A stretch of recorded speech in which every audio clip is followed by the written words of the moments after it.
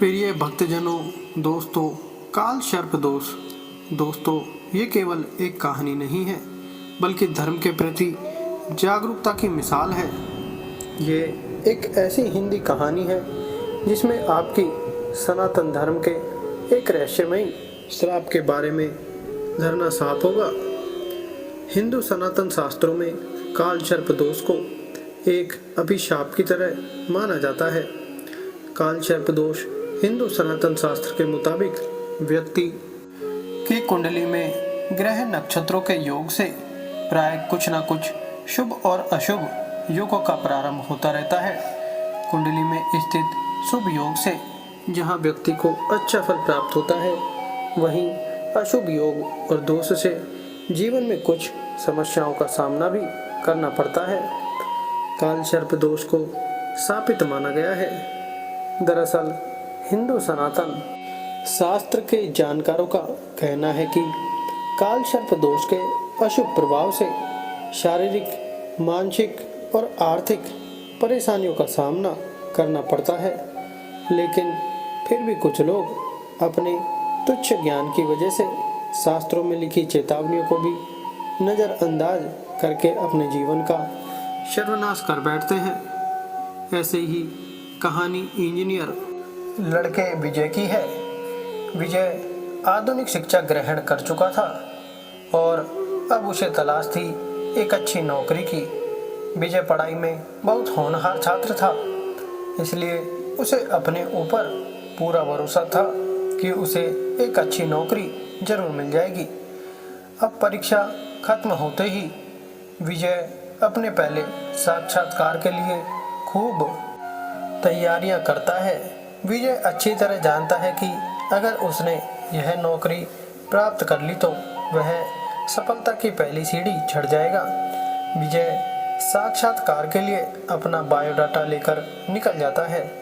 रास्ते में अचानक उसे एक तेजस्वी बाबा मिलते हैं।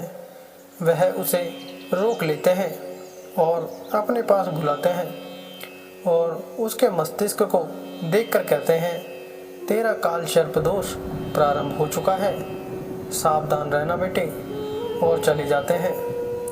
विजय को अपने साक्षात्कार के लिए देरी हो रही थी, इसलिए वह जल्दी जाना चाहता था और वैसे भी विजय को इस तरह की बातों पर कोई भरोसा नहीं था। विजय कंपनी के रिसेप्शन में पहुंचकर साक्षात्कार की प्रक्रिया पता करता है। रिसेप्शन में बैठी महिला कर्मचारी विजय को एक कागज देती है और उसमें उसकी निजी जानकारियां भरने को कहती है। विजय कागज लेकर उसमें जानकारियां भरने लग जाता है। विजय के साथ साथ और भी प्रतिभागी साक्षात्कार में हिस्सा लेने आए हुए थे। कुछ ही समय में सभी अपनी अपनी जानकारियां भर के कागज रिसेप्शन में जमा कर देते हैं। घंटी बजते ही साक्षात्कार का दौर प्रारंभ हो जाता है। एक एक करके सभी प्रतिभागियों को साक्षात्कार अधिकारी अपने चैम्बर में बुलाते हैं और सभी से कंपनी के कार्य से संबंधित प्रश्न पूछने लगते हैं। और कुछ घंटे साक्षात्कार चलते ही अधिकारियों को मानसिक थकान होने लगती है, फिर भी वह साक्षात्कार जारी रखते हैं। और इसी बीच बारी आती है विजय की। अधिकारी कई घंटों से एक ही तरह के सवाल पूछ कर थक चुके थे, इसलिए विजय के आते ही वह अपने सवाल बदल देते हैं और विजय से उसके निजी जीवन से संबंधित कुछ तीखे सवाल करते हैं। विजय के माता पिता का तलाक हो चुका था। यह बात विजय किसी को बताना पसंद नहीं करता था, लेकिन साक्षात्कार अधिकारियों के सामने मजबूरी में उसे यह बात बतानी पड़ती है। और इसी बात पर जब अधिकारी विजय को अपमानित करते हैं तो उसे गुस्सा आ जाता है और वह अधिकारियों के मुंह पे अपना कागज फेंककर साक्षात्कार चैम्बर से बाहर निकल आता है। विजय ने साक्षात्कार की बहुत तैयारियां की थी, लेकिन अधिकारियों के ऐसे रवैये से उसका मनोबल टूट जाता है और वह सोच लेता है कि अब वह किसी भी साक्षात्कार में नहीं जाएगा। विजय अपने गांव लौट जाता है। उसके पिता ने उसकी माँ का साथ पहले ही छोड़ दिया था, लेकिन उसकी माँ गांव में अकेले रह रही थी। विजय गांव पहुंचता है और कुछ ही पल में उसकी माँ समझ जाती है कि उनका बेटा दुखी है। वह अपनी माँ से बिना कुछ कहे घर के अंदर चला जाता है।